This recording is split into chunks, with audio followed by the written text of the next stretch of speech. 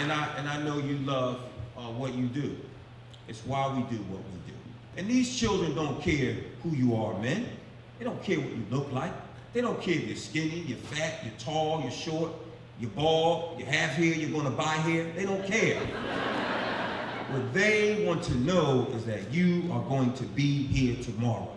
Because most of the men who are in my life and the lives of my family members are often here today and gone tomorrow.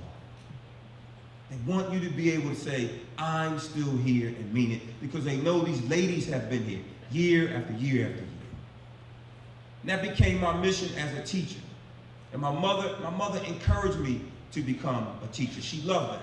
Now when I told her I wanted to be a principal, she asked me if I lost my mind. And I said, why, Mom? She said, you really want to supervise adults? I said, well, Mom, I'm tired of breaking up fights in the lunchroom, and I'm tired of breaking up fights in my classroom. She said, don't you know, as a principal, you will break up more fights between your teachers than you ever had between your students. And she told the truth. But she also said to me, she said, listen, if you are going to be a successful principal, you must walk into your school and understand that there are going to be people there who know more than you. I said to myself that I've got to find a way to teach these students that they can choose the behavior, but they cannot choose the consequences. So I started teaching them to play chess.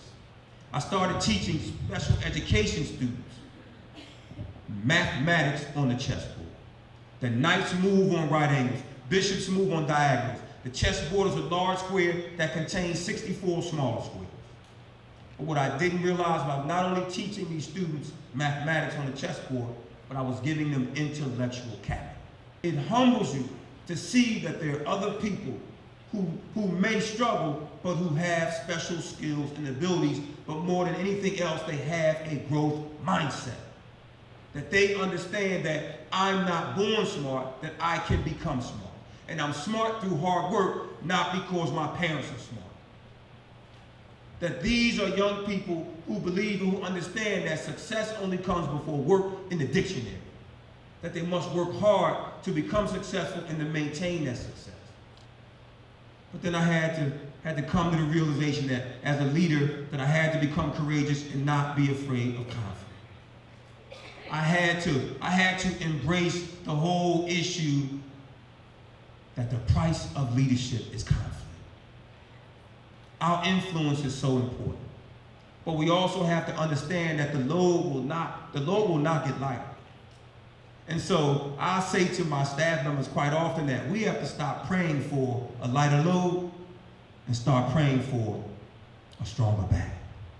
Because of people like you who decided that you would plant a tree, but whose shade that you may never have an opportunity to enjoy.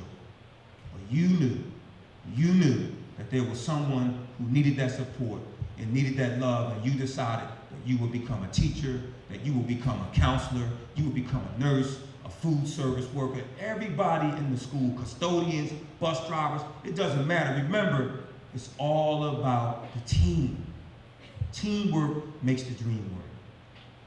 When I returned home, I had a huge assembly with my students. I didn't tell them where I was going. And I said to my students, I said, who should play me in this movie? And I thought they would say Denzel Washington, maybe Brad Pitt, you know, somebody handsome, right? They said Gary Coleman.